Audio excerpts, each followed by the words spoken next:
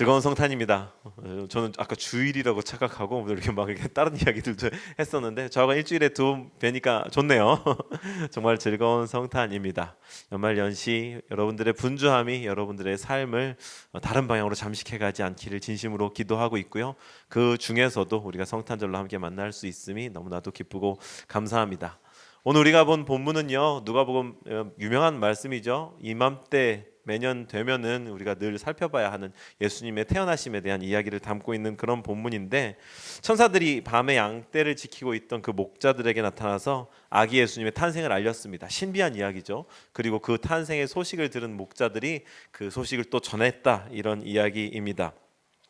매년 어김없이 돌아오는 성탄절을 맞이해서 우리는 아기 예수님의 탄생에 대한 이야기를 수도 없이 듣는데 뭐가 또 새로운 게 있을까?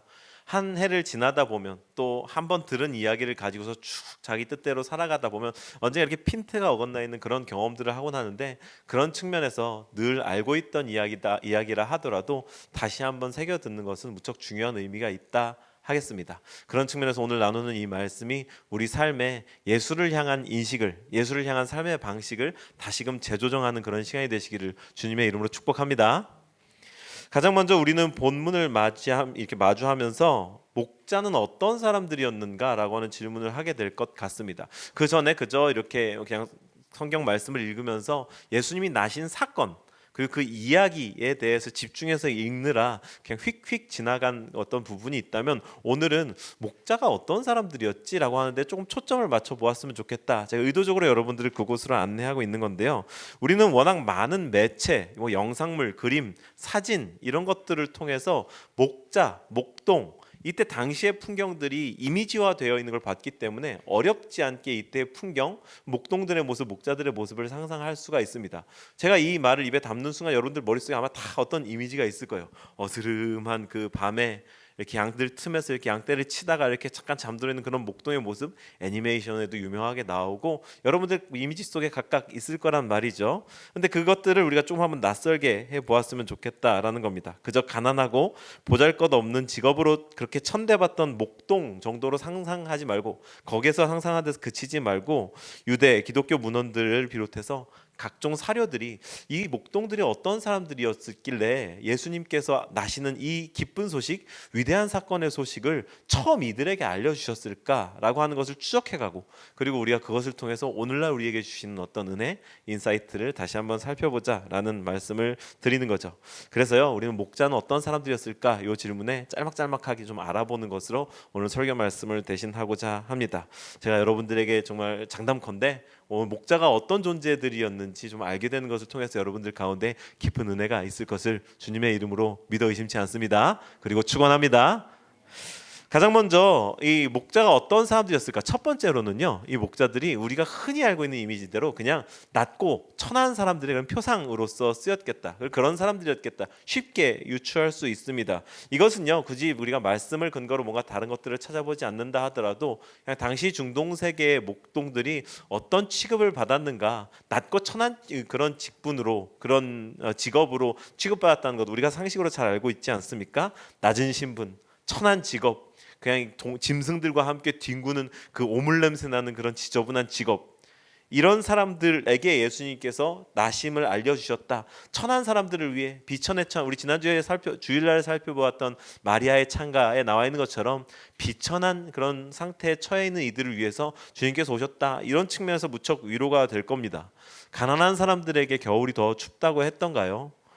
사회적으로 소외된 이들, 약자인 계층에게 이 세상은 좀 더 잔혹하게 느껴지는 법이죠. 근데 그런 분들의 눈물을 닦아주시려고, 그런 사람들의 영혼을 위로하시려고 예수님께서 오셨다. 그렇게 사람이 사람을 압제하고 사람이 사람을 괴롭히는 세상이 잘못되었으니까 바로잡으려 예수님이 오신 것이다. 그렇게 하나님 나라를 시작하셨다라는 데에서 우리가 은혜를 받습니다. 우리 가운데 흔히 이렇게 퍼져 있는 그런 상식이죠. 본문의 목자들을 이러한 시각으로 이해할 때 우리는 이처럼 연약한 이들을 위해 찾아오신 하나님의 위로를 경험하게 됩니다. 이게 첫 번째, 목자가 어떤 사람들이었을까? 그냥 낮고 천한 사람들의 표상이었다라는 것으로 살펴볼 수 있는 은혜고요. 두 번째로 이제 조금 신학교 수업 같은 그런 부분으로 들어가는데요. 목자가 어떤 사람들이었을까? 문헌들과 자료들을 찾아보니까 레갑이라고 하는 사람의 후손들이었다라고 하는 그 연구의 결과들이 있습니다. 정말 그런지 우리 예레미야 35장을 한번 참고해 봐야 되겠는데요. 예레미야 35장 6절로 10절까지를 화면을 보고 한번 읽어보겠습니다. 함께 읽어주시죠. 시작. 그러나 그들은 이렇게 대답하였다. 우리는 포도주를 마시지 않습니다.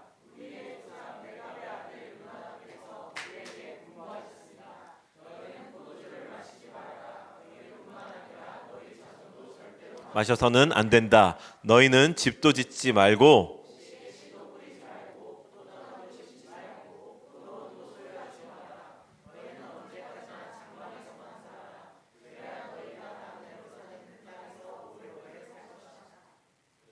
그래서 우리는 우리의 조상 레갑의 아들 요나답께서 우리에게 명령하신 모든 말씀에 순종하여 우리와 우리 아내와 우리 아들과 딸이 일평생 포도주를 마시지 않았습니다.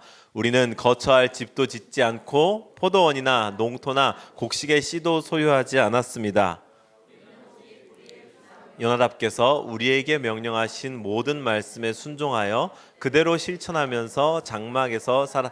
말씀을 잘 읽어보셨나요? 레갑이라고 하는 외국어 이름이라서 좀 낯설죠. 레갑이라고 하는 사람, 그의 아들인 요나답의 후손들을 이렇게 한 방에다 예레미야 때 한 방에다 몰아놓고 야 쟤네들한테 한번 술 먹여봐. 쟤네들 술 먹나?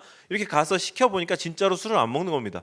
왜 안 먹냐? 라고 물어보니까 우리의 선조 요나답 때에 이런 명령이 있었는데 우리가 그래서 이걸 지켜서 사는 겁니다. 라고 하는 말을 하는 장면이 예레미야기에 나오거든요.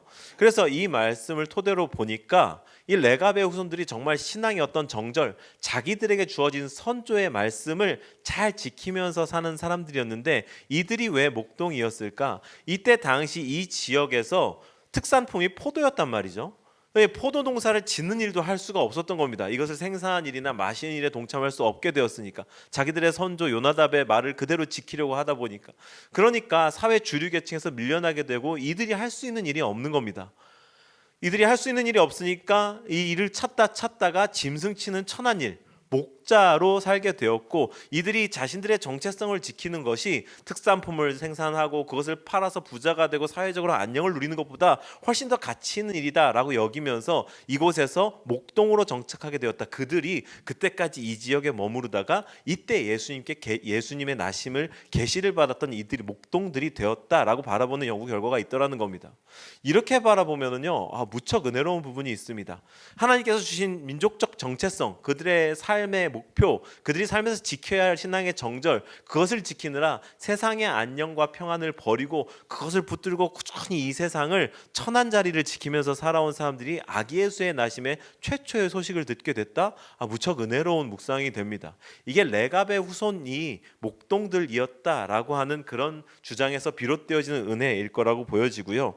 누가복음에서 본문이 이들이 목자들이 되었다라고 하는 이 주장, 사실 이것은 학계의 좀 소수의 견해들에 불과합니다. 그렇다면 또 세 번째로 목자들이 어떤 사람들이었을까 보다 더 주류를 지배하고 있는 견해는요, 이들이 바로 믹달 에데르라고 하는 지역에 있는 레위인들이었다라고 하는 주장입니다. 여러분 조금 더 이제 어려운 단어들이 나오죠. 한번 화면 보고 읽어주실까요? 시작. 믹달 에데르의 레위인들. 이거는요, 오늘 우리가 큐티하고 계시면은 지금 미가서 하고 있잖아요. 어제 큐티 본문이었을 미가서 4장 8절에 근거한 그런 연구의 결과인데요. 한번 읽어볼까요? 화면을 보시고요. 시작. 너 양떼의 망대야 도성 시온의 산아.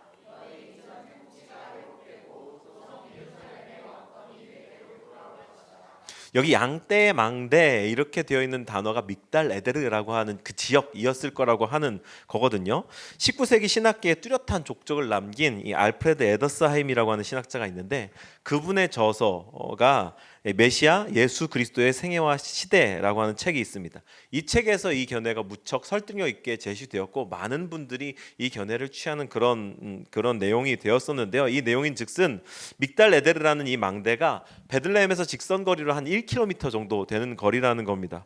여기에서 베들레헴과 예루살렘 사이 그 정도 1km 지점에 위치해 있었고 이 근처에서 성전에서 제사용으로 사용되어질 양들을 치는 사람들, 레위인으로서 성전에 제물로 드려질 양들을 치는 그런 목동들이 있었다는 겁니다. 그냥 보통 목동들보다는 조금 더 나은 대우를 받았겠지만 어찌 됐건 짐승 치는 직업이기 때문에 좀 천히 여김을 받았던, 하지만 분명히 레위인이었던, 예배와 제사를 관장하고 지키는 그런 족속이었던 레위인들이 이곳에서 살면서 구별된 양들을 기르고 있었다. 그리고 이들이 바로 오늘 천사가 계시했던 그 첫 번째 주인공이 되었던 목동들의 정체였다라고 하는 것이 이 연구의 결과입니다. 이 예언의 말씀을 늘 잊지 않고 유대교의 주석에 보면은요, 이 미가서 4장 8절을요, 메시아가 믹달 에데르에서 자신의 나타내실 것이다 이렇게 주예를 한 거거든요. 유대교 전반에는요, 믹달 에데르라는 곳은 메시아가 나타나실 곳, 자신을 나타내실 곳이라고 하는 그런 인식이 있었던 겁니다. 그러니까 천사가 와서 가서 이제 그 부유에 누인 아기를 보아라라고 했을 때 한 걸음에 달려가서 찾아낼 수 있었던 거거든요. 이게 무엇입니까? 예배를 지켜내고 자신들의 정체성으로서 소중히 여기면서 메시아 오심을 기다리면서 갈망하면서 살았던 사람들에게 주님께서 천사들을 보내서 최초의 목격자로 계시하여 주셨다. 흥미롭죠? 이 신학교 강의 시간 같은 어떤 그런 내용들을 준비하면서 저도 이게 딱딱해지면 어떡하나라는 생각을 했는데, 여러분들께서 조금 더 제가 생각했던 것보다 귀 기울여 들어주시는 것 같아서 무척 감사한 마음입니다. 어느 것이 역사적 사실일까? 우리는 구체적으로 아주 정확하게 100% 이것이야 라고 정할 수는 없을 겁니다. 다 각각의 배경들이 있고 또 우리가 그 시대로 돌아가서 살아보지 않는 이상 우리에게는 자료와 어떤 근거들이 한정적이니까요. 하지만 분명한 사실 한 가지는요, 메시아의 오심을 애타게 기다리는 사람들이 있었고 자신의 자리를 지키면서 메시아의 오심을 준비하는 사람들이 있었다. 할렐루야. 믹달 에데르가 됐던, 아니면 그 전에 제가 말씀을 드렸던 레갑의 아들 후손들이 되었던, 아니면 그냥 낮고 천한 사람으로서 어이구 이 세상 언제쯤이나 내가 이 팔자를 벗고 좀 편안하게 살려나, 이 세상 내가 더 이상 소망이 없어 라고 하는 사람들이 됐건 간에 어찌됐건 이 세상은 깨어져 있고 한계가 있으며 사람이 사람을 압제하고 우리가 처해 있는 환경은 날마다 더 악화의 일로를 걷는다는 것, 그렇기에 메시아가 오셔서 이 땅을 통치하시며 새롭게 고쳐주셔야 한다는 소망은 모두에게 가득해 있었다는 겁니다. 낮고 천한 신분의 목자들에게는 이 세상은 더욱 가혹하고 냉정했기에 그들은 이 세상에서는 기대할 수 없는 소망을 메시아를 향해 걸고 있었고, 세상의 원리를 따르지 않고 철저히 하나님의 약속만을 바라보며 숭고하게 자신들의 한계를 지키면서 살아오던 레갑의 후손들처럼 고단하게 신앙의 순결을 지켜내던 이들에게는 더더욱 두말할 나위 없이 예수님의 오심이 유일한 소망이었으며 레위인들 역시 마찬가지였을 거다. 저는 여러분들에게 신앙 상식이나 학식 같은 걸 더해드리려고 하는 게 아닙니다. 이 설교를 듣고 난 후에 이제 어디에 가가지고 야 목동들이 그런 사람들이었대 막 이거를 외우거나 뭐 이렇게 학습해가지고 어디 가서 자랑하라고 드리는 말씀이 아닙니다. 저 또한 그런 입장으로 드리는 말씀이 아니고요. 실상 그들이 어떤 사람들이었든지 간에 중요한 것은 제가 강조한 바 메시아를 간절히 기다리고 기대하는 사람들이 있었다라는 것이고, 이런 간절한 염원을 갖고 있던 사람들이 바라던 걸 만나게 되면 어떤 반응을 보이는가, 우리가 이제 여기에 주목해야 된다는 거죠. 15절과 16절을 화면 한번 보고 읽어주실까요? 시작. 천사들이 목자들에게서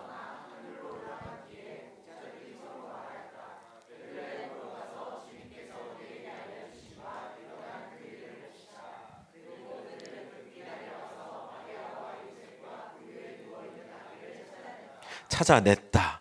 가서 그 일을 봅시다 라고 하는 어떤 이 목동, 이게 그냥 텍스트만 나와 있고 어느 정도의 어조로 이렇게 읽었을지, 이런 멘트를 했을지 우리는 모르잖아요. 근데 연기하시는 분들께 이 문장을 들으면 어떻게 연기해 주시려나요? 딱 천사의 계시를 딱 본 목자가 베들레헴으로 가서 주님께서 우리에게 알려주신 바 일어난 그 일을 좀 봅시다, 이렇게 점잖게 했을까요? 아니지 않을까요? 막 흥분해가지고 자 우리 가서 그 일을 좀 봅시다 와 이러고 가지 않았을까요? 그리고 그들은 급히 달려가서 아기를 찾아냈다. 이게 고대하던 메시아를 맞이하게 된 사람들의 반응이다 이겁니다. 베들레헴으로 가서 이 주님께서 우리에게 알려주신 바 그 일을 한번 우리가 봅시다. 그 일이 일어났다고 하니까 우리가 한번 봅시다. 그런 천사들이 처음 나타났을 때 이들이 원래 두려워했었거든요. 성경이 그렇게 말하고 있거든요. 근데 쭉 듣고 나니까 그토록 기다리던 메시아 예수님께서 이 땅에 태어나셨다는 그런 소식인 겁니다. 그러니 흥분하지 않을 수 있겠는가? 우리가 잘 아는 비유 가운데에 이 마태복음의 13장에 나오는 세 가지 비유 중에 밭에 감춰진 보물, 우리 그 찬양의 가사 있잖아. 집 팔고 땅 팔고 냉장고 팔아. 우리가 그 찬양의 가사가 된 이 비유를 잘 알고 있지 않습니까? 어느 날 농부가 쟁기를 쥐고 막 이렇게 밭을 갈다가 쟁기 끝에 뭐가 깽 하고 걸리는 거예요. 그래가지고 이렇게 손으로 파보니까 보물이 있는 거지. 탁 파보고서 다시 덮어놓고 이렇게 주변을 좀 둘러본 다음 누가 본 사람 없나? 가가지고 이 밭을 자기의 전 재산을 팔아서라도 밭을 사지 않겠느냐라고 하는 게 그 비유의 내용이 있잖아요. 그 안에 감춰져 있는 가치를 아는 사람이 모든 것을 지불하고서도 갖지 않겠느냐라는 것이 그 비유의 핵심 아니겠습니까? 그때에 그것을 발견한 사람의 행동이 어땠을까요? 이 사람은 같이 여기에 묻혀 있다는 걸 아는 겁니다. 그러니 흥분했을 것이며 그것을 가서 어떤 대가를 치르고서도 사지 않았을까? 훨씬 값어치 있는 보물이 그 아래에 있다는 걸 아니까 그 즉시 가가지고 움직여가지고 이것을 자기의 모든 소유를 팔아가지고 이 밭을 샀을 거 아니냐? 값어치를 알아보는 사람, 기대하고 있었던 사람의 반응은 이토록 즉각적이기도 하면서 열정적인 겁니다. 이 목동들 역시 마찬가지였습니다. 자신들이 받은 계시가 얼마나 평생토록 자기 민족이 수천 년 동안 기다려왔던 메시아인지를 아니까, 자기들의 기대가 지금 충족될 것이라는 걸 아니까, 이분이 오심으로 인해서 이 세상의 모든 깨어짐이 해결될 것이라는 걸 아니까, 그 가치를 아니까 바로 가가지고 일어난 그 일을 봅시다 달려가서 목동 아기를 찾아냈다라고 하는 것. 저와 여러분도 이렇게 그 나라를, 그분을 소유할 수 있는 역동적이고 열정적인 사람들이 되기를 주님의 이름으로 축복합니다. 정말로 그렇게 축복합니다. 왜 강조하냐면요, 본문에 이 목자들하고는 사뭇 다른 반응을 보인 또 한 무리들도 보이기 때문에 그렇거든요.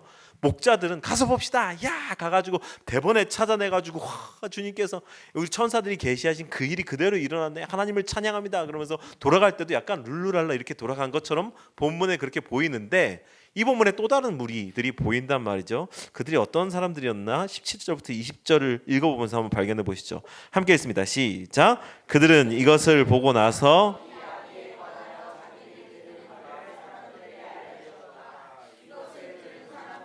모두 목자들이 그들에게 전해준 말을 이상히 여겼다. 마리아는 이 모든 일을 마음속에 곰곰이 되새겼다. 목자들은 자기들이 듣고 본 모든 일이 돌아가면서 하나님께 영광을 돌리며 그를, 목사가 흥분하고 말이 빠르니까 여러분도 읽을 때에 그들은 이것을 보고 나서 같이 빨라지는 걸 느끼는데, 진정하고 천천히, 항상 제가 설교하고 나면 이렇게 좀 흥분하지 말고 좀 천천히 얘기하라고 이렇게 우리 사모님 피드백 해주시는데, 좌우간 여기에 보시면요, 제가 하이라이트 해놨지 않나요? 어쩌면요 이게 정상적인 반응일 겁니다.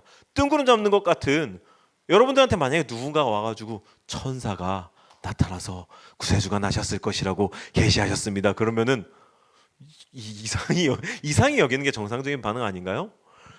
이 지금 목자들이 자기들이 본 것, 들은 것을 다 얘기했습니다.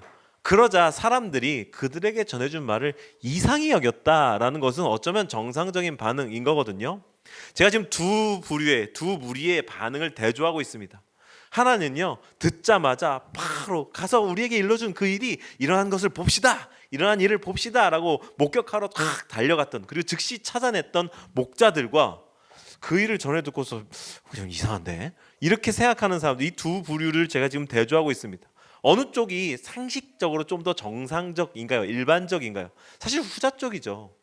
그런데 마리아 역시도 이 모든 말을 고이 간직하고, 마리아, 목동들, 그리고 그냥 전에 들은 여기에 언급되지 않은 익명의 어떤 무리들, 이 두 부류 사이의 차이가 무엇이었나요? 열정적으로 반응하고 모든 말을 고이 간직하고 곰곰이 되새기는 사람과 듣고 이상히 여긴 사람 사이의 구별 기준이 무엇인가요?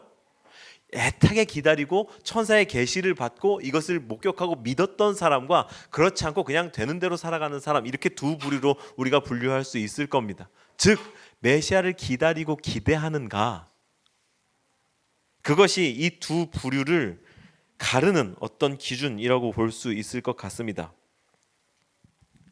우리가 주목해야 될 것은 이것입니다. 목자들은요, 자신들이 들은 것을 있는 그대로 사람들에게 전했고요, 그리고 물론 천사들로부터 이렇게 직접 들은 것과 전해 들은 것 사이에는 큰 차이가 있겠지만, 이들은 모두 민족적으로 메시아에 대해서 전해 듣고 살아온 그런 유대인들이었다 이 말입니다. 오늘날의 우리들로 따지면 늘 예수님에 관한 설교 말씀을 전해 듣고 신앙생활을 지속해가는 우리 도통 태반의 그리스도인과 같은 사람들이다라고 할 수도 있을 것 같습니다. 근데 무엇이 이들 사이의 차이를 만들었는가? 본문은 목자들로부터 이야기를 전해 들은 사람들이 누구였는지 구체적으로 알려주지 않지만 아기 예수의 부모로 요셉과 마리아가 있었을 테지만 그 외에 또 다른 누가 있었는지는 알려주지 않지만 그렇게 단정하거나 미루어 짐작할 수 없어도 우리가 한 가지 분명하게 알 수 있는 사실은 목자들과 같은 마음, 같은 태도로 메시아의 오심을 받아들이지는 않았었다라는 것이죠. 그리고 그들은 무명으로 여전히 성서와 역사 속에서 사라졌습니다. 이후에 이들이 어떤 사람들이었는지도 기록도 없고 여전히 여기에도 언급이 없습니다. 이제 설교를 좀 마치려고 하는데요. 세상은요, 우리 피아노만 올라가 주시면 오늘 될 것 같습니다. 세상은요, 우리가 간절히 예수님의 다시 오심을 그리고 하나님 나라의 도래와 완성을 기다리고 있다는 사실을 이해하지 못할 겁니다. 마치 본문에 등장했던 익명의 어떤 다수의 사람들과 같이 말이죠.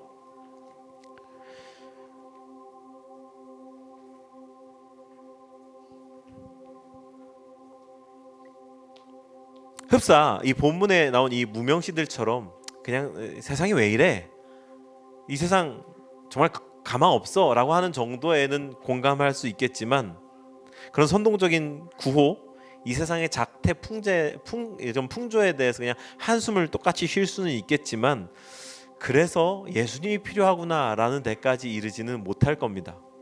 그래서 우리가 그렇게 똑같이 깨어진 세상을 살아가면서 예수님을 기다리지 않는 이들과 구별되어지는 것은 예수님을 소망하고 바라고 있다는 그 유일한 사실 한 가지 아니겠습니까? 그래서 우리는요, 이때 우리가 붙들 소망, 2000년 전 이 땅에 오셔서 하나님의 나라를 시작하신 예수님께서 이제 다시 오셔서 그 나라를 결국 완성하실 것이라는 귀에 못이 박히도록 들어왔던 진리의 말씀인 그 말씀들, 예수님이 다시 오실 것이며 이 깨어진 세상을 완전하게 회복하시고 그 나라를 완성하실 것이다 라고 하는 이미 일러주신 사실이 그대로 이루어질 것이라는 것을 믿는 목동들과 같은 태도로 이 세상을 살아가야 할 줄로 믿습니다. 우리에게 성탄절은 매년 반복됩니다. 그리고 반복되는 성탄절 분위기 가운데서 우리는 이 세상이 만들어 놓은 분위기에 휩쓸려 가기 쉽습니다. 세상은 연인들의 날로, 그래서 사랑하는 사람들과 가족들과 소중히 여기니까 사랑을 주고받는 날, 선물을 주고받는 날 정도로 크리스마스의 의미를 계속해서 희석해 갈 겁니다. 하다못해 좀 오버일 수도 있지만 메리 크리스마스 대신에 해피 할리데이, 이러한 인사로 이 세상의 크리스마스를 점점 아기 예수를 주인공으로부터 사랑하는 사람들, 그저 이 세상의 그냥 로맨틱한 분위기들로 주인공을 옮겨가려고 애쓰고 있는지도 모르겠습니다. 그렇게 우리는 정신을 똑바로 차리고 초점을 분명히 해서 오직 우리의 구주 되신 우리 주 예수 그리스도께 초점을 맞춰야 할 줄로 믿습니다. 그분이 이 땅에 오셔서 이 세상의 모든 낭패와 어려움을 해결하셨습니다. 그리고 우리에게 참된 소망이 되었습니다. 할렐루야. 우리도 목동들과 같이 간절히 그분의 오심을 기다리며 살아가는 우리 모두가 되기를 주님의 이름으로 축원합니다. 그 기다림을 가지고서, 소망함을 가지고서 우리가 드렸던 노래, 오늘 찬양 함께 드렸었던 찬송가 122장이던가요? 우리 저 들밖에 노엘 이 찬양으로 함께 우리의 마음 올려드리면서 오늘 예배를 정리하도록 하시죠.